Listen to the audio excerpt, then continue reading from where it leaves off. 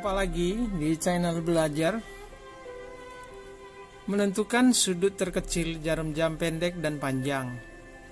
Sebelum itu kita harus mengerti tentang bagian-bagian jam.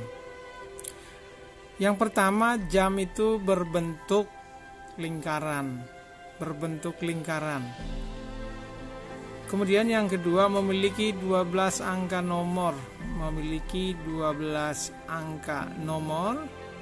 1, 2, 3, 4, 5, 6, 7, 8, 9, 10, 11, 12.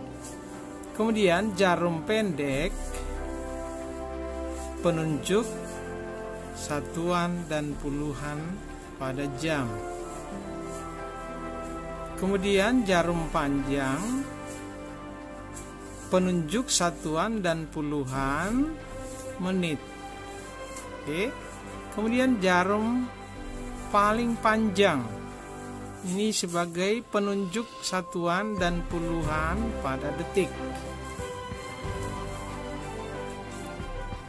Oke, kemudian dari bagian-bagian jam yang sudah kita ketahui tadi, maka bagaimana cara mencari besar sudut terkecil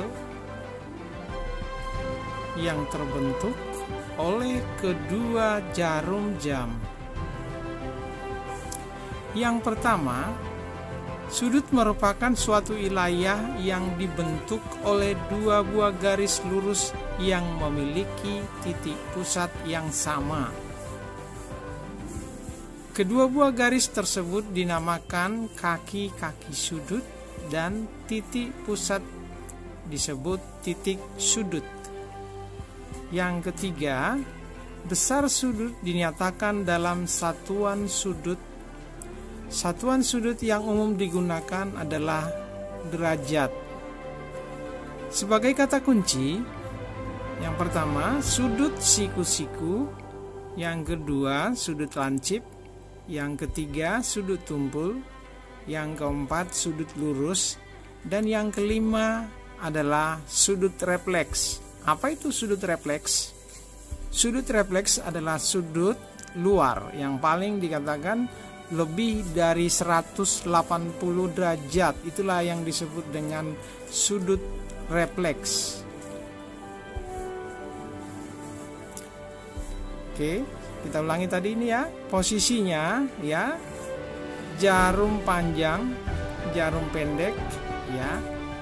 Jadi inilah yang disebut dengan sudut refleks atau sudut lebih besar dari 180 derajat. Kemudian kalau kita lihat tadi kata kunci, kenapa penting kata kunci? Ini harus diingat bahwa sudut itu ada 4 dan yang kelima adalah refleks. Kenapa 4? Yang umum dicari itu adalah siku-siku, lancip, tumpul, dan sudut lurus. Sedangkan untuk refleks itu adalah membandingkan, untuk ngecek ulang apakah nanti hasilnya tetap 360 derajat dalam satu lingkaran jarum jam. Nah, kemudian kita akan lihat sudut yang dibentuk jarum jam ya, sudut yang dibentuk oleh jarum jam.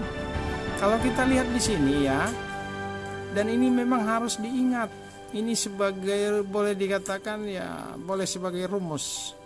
Sudut rentang satu jam itu sama dengan 360 derajat per 12 sama dengan 30 derajat. 12 ini adalah bagian. Nah, 30 derajat sama dengan 5 menit. 5 menit sama dengan 1 bagian pada nomor jam. 1 bagian pada nomor jam. Kemudian 6 derajat itu sama dengan 1 menit. 1 menit sama dengan 1 bagian pada jam. Nih ya, untuk 1 menit pada 1 bagian pada jam. Jadi yang dikatakan tadi bagian, katakanlah ini satu bagian sama dengan 30 derajat. 30 derajat. Oke.